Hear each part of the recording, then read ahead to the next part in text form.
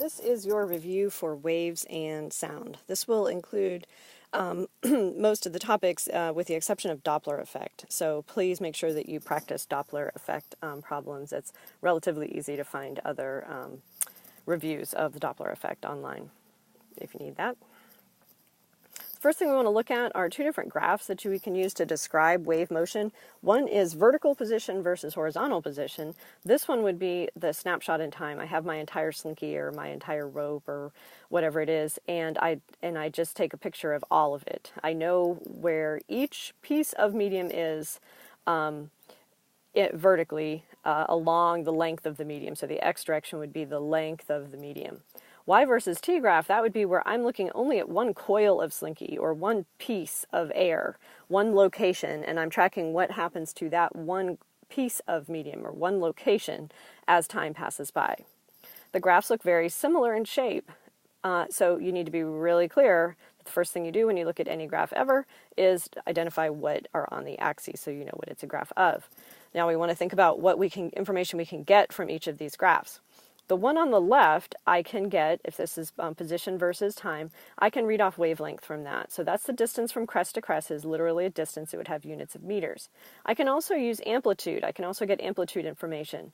Amplitude is the maximum disturbance of the medium from its equilibrium or rest position. In other words, do I gently move the slinky back and forth and it doesn't go very far, or do I really move it very, very far from the equilibrium or rest position?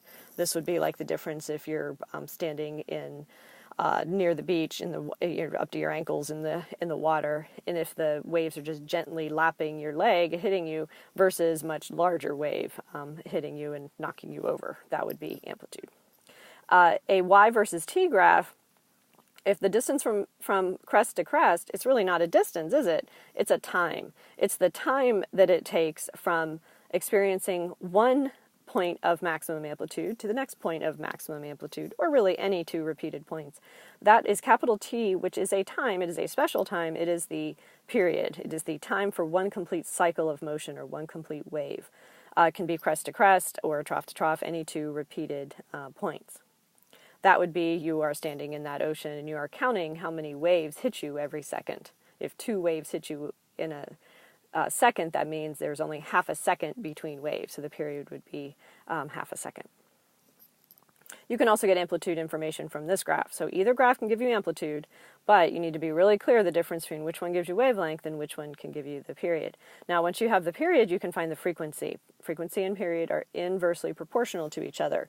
The frequency is waves per second, so how many waves hit every second, versus the period is how many seconds per wave. So that's why they're reciprocals. It's the same quantities, just flipped, the numerator and denominator.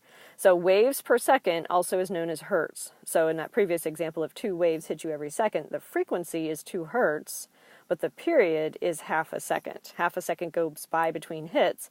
I get hit 2 times per second by a wave. Okay, so now these are related by the velocity for a periodic wave. Now I can't use this equation for a single pulse, for a single disturbance of the medium, because there's only one single disturbance. So any periodic wave, any repeated disturbance of the medium, you can use V equals lambda times the frequency. The V is velocity, that would be meters per second. Lambda is in meters, and frequency is in hertz, which is also per second. So meters times per seconds is meters per second. The velocity of the wave is dependent on the medium. The velocity of the wave is dependent on the medium. So as long as I haven't changed anything about the medium, I haven't changed the tension in the rope, I haven't changed the temperature of the air if it was a sound wave. As long as I haven't changed that, then V is constant. So if I generate a higher frequency wave, then it would have a shorter wavelength. You have demonstrations of that. You can always pull up the PHET, P-H-E-T, if you just Google PHET, P-H-E-T waves on a string, you can test that around for yourself as well. So V equals lambda times the frequency. Velocity is constant. Wavelength and frequency are inversely proportional to each other. Wanted to make sure we're clear about the difference between a pulse versus a periodic wave, also known as a traveling wave. A pulse is a single disturbance of the medium, whereas a periodic wave is a repeated disturbance of the medium. So that would be a one-time bump. You could think of it as going down the slinky would be a pulse, whereas a periodic wave is you're moving your hand back and forth, side to side, to repeatedly disturb the medium. So make sure the difference there. For a pulse, it does have an amplitude. It would still have a maximum disturbance from its normal position, and it also has a width. It does have a width of a pulse. And Jen, those are things about how you create the pulse. Changing either of those things would change the speed of the wave, and nothing about how you generate the wave could change the speed of the wave. How far I disturb the medium, how wide the pulse is, the shape of the pulse, none of those things change the speed of the wave. The speed of the wave is dependent on the medium itself. Periodic wave, we have, of course, amplitude for that as well. And then we also have wavelength. Now, if I'm actually generating that periodic wave, I don't choose the wavelength. What I actually do is manipulate the frequency. It's how quickly, or much better word, how frequently I disturb the medium, how frequently I move the end of the slinky back and forth, determines the frequency of the wave, which then dictates a wavelength based on V equals lambda times the frequency.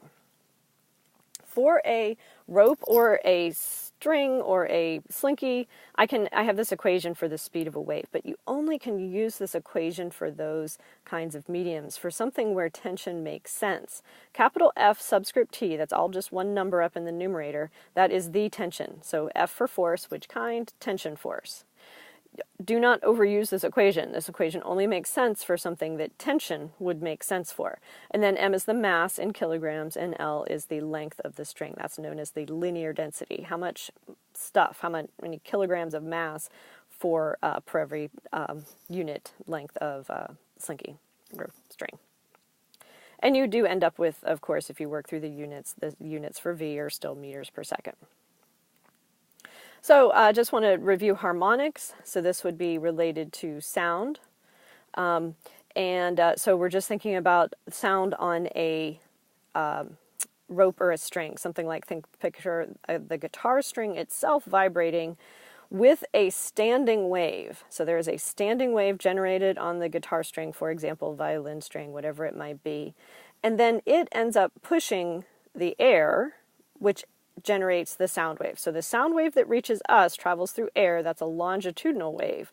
But to generate that sound wave, we have a resonant frequency generated on the guitar string itself. So the frequency that the guitar string is vibrating back and forth is the frequency of the sound wave that it generates as it pushes the air, higher density, lower density, higher density, lower density. So what we mean by resonant frequency is whatever that frequency of the standing wave that is generated. So the most simple form I could have is this, where I have a node on each end. A node is a place where the medium doesn't move. In between nodes, exactly halfway from node to node, is an antinode. That's a place where the medium moves the most. So this has two nodes and one antinode, one bump. In order to generate a complete wavelength, I would need to have twice the length, because that one bump is only half of a wavelength. So that gives me an expression for wavelength for the first harmonic. This is what we mean by first harmonic. First harmonic has one antinode, one bump. This is also known as the fundamental frequency. The frequency of the first harmonic is known as the fundamental frequency. Whatever the fundamental frequency is, you can't get any less than that. So the wavelength for the fundamental frequency is twice the length of the string. V still equals lambda times the frequency. That's not going to change. And so the wavelength of the wavelength of the first harmonic is twice the length of the string. That can give you the frequency of the first harmonic, which is also known as the fundamental frequency, F1. The next most complicated pattern would be where I have three nodes. If I draw the curves on that, then that gives me two antinodes. That's called second harmonic. The wavelength for the second harmonic is the actual length of the string, because I can see that I have the up and then the down. So wavelength of the second harmonic is the length of the string. That equation still holds.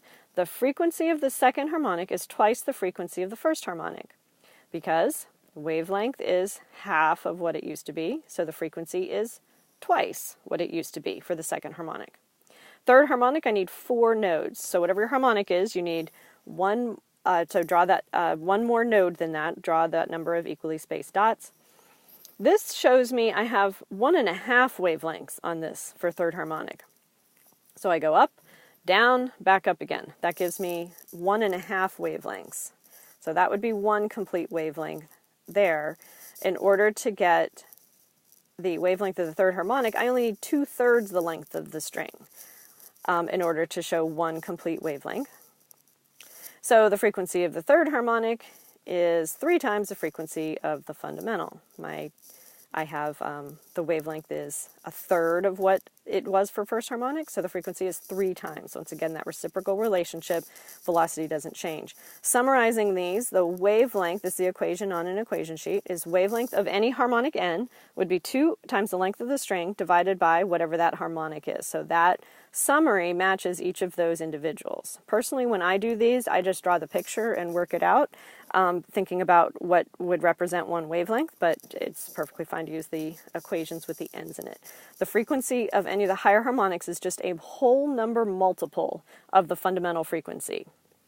So if the fundamental frequency is 200 hertz, the frequency of the second harmonic is 400 hertz. The frequency of the third harmonic is 600 hertz. You can't have anything less than 200. If the fundamental frequency is 200, you can't have anything less than that. Okay, I hope that is helpful. Good luck.